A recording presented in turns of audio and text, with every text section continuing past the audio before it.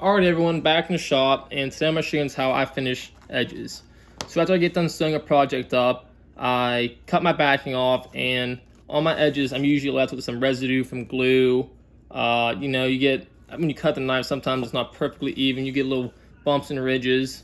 So the first step that I'm going to do, you can use sandpaper, you can get sanding blocks from any hardware store near you, or what I like to use is a Dremel tool. So I'm just going to take the Dremel tool, go over it nice and evenly, and get that all smoothed out.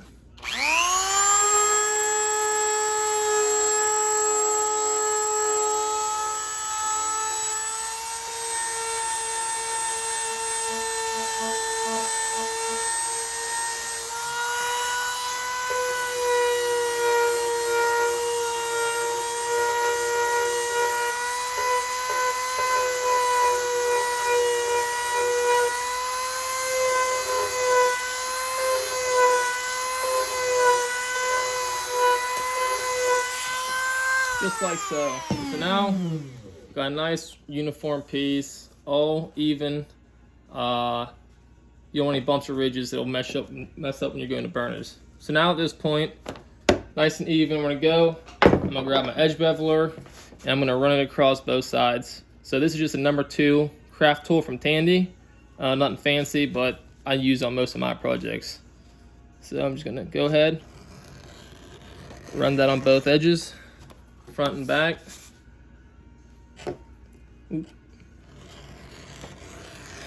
All right, so now go ahead, get your edge wet. So you can use, I like to use saddle soap, but my saddle soap is a dried up hunk of it. I like how it works, it suits me well. You can use just fresh saddle soap, take it, rub it in with some canvas or denim, but I like using this dried up saddle soap. Let's say get the edges nice and wet, and you're just going to take that and you're just going to burnish it in there. So let me see, there we go. Just take it, just work that edge, and just right away it starts smoothing it all out. Just like that. Nice, smooth. And if you have any like little portion to get down, just use your wooden burnisher on top of it. I'm just gonna use a craft tool here for now. You can just go back over that if needed and just burnish that out. But after that, you're left with a nice, super slick edge. So now at this point, we're gonna go ahead, I'm gonna let this dry off a little bit. Some of that water is saturated inside that edge, and I'm gonna dye it. All right, so back ready to dye the edges. After I daub my dauber in the dye, what I like to do, I like to just squeeze some out on my cap. You don't want a lot of dye in that dauber, it doesn't take a whole lot. And if you soak up too much, what's gonna happen, if you start running around your edge, you might have that excess dye run off on down your project, and it's definitely something you don't want, especially if they're taking all the time and tooling. So go ahead, take the excess off, and just gonna go ahead and start dyeing. I'll do the front first. Work it in, just like so.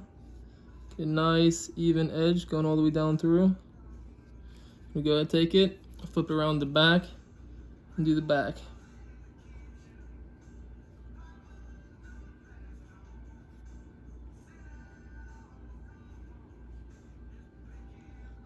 So now we are going to go ahead and let that dye dry before we hit the next step. All right, now that the edges are dried, I'm gonna go ahead and grab some beeswax. Just natural beeswax. You can buy a pound for I think like 10-15 bucks on Amazon or wherever you can buy that. So now I'm just gonna take this and I'm just gonna burnish it in just like I did with the saddle soap.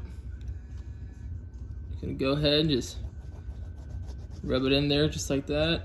Get a nice coat going on it. All right, just like that.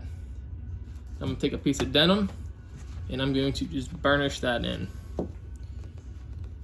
So let's go ahead. Pretty much is melting that wax into that, and it's already starting to look super nice. What I usually do is I will take it and lay it flat on the edge of the table and burnish in, but this small piece, we're just gonna make it work like this for now.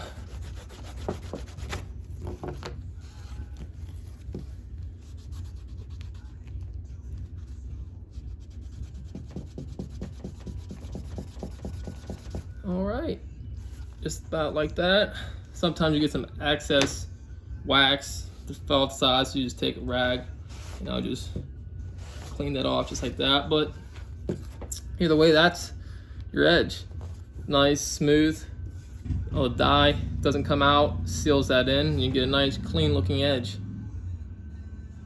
So that's how I do my edges. Pretty simple, easy, looks nice, and it holds up. I don't like using edge flex. Yeah, it's easy to use, but I just don't like it. I've had it peel off on me, and it's just that dye stays in there. You know, it's not, can't peel out, and it's just looks a lot nicer and cleaner to me. But yeah, that's it for this video. I'm going to be uploading a video soon about my antiquing process, my finishing process, and all that. So stay tuned, like, subscribe. Yeah, thanks for all the support once again, and I'll get back to making more videos. Hope this helps someone out. Thank you.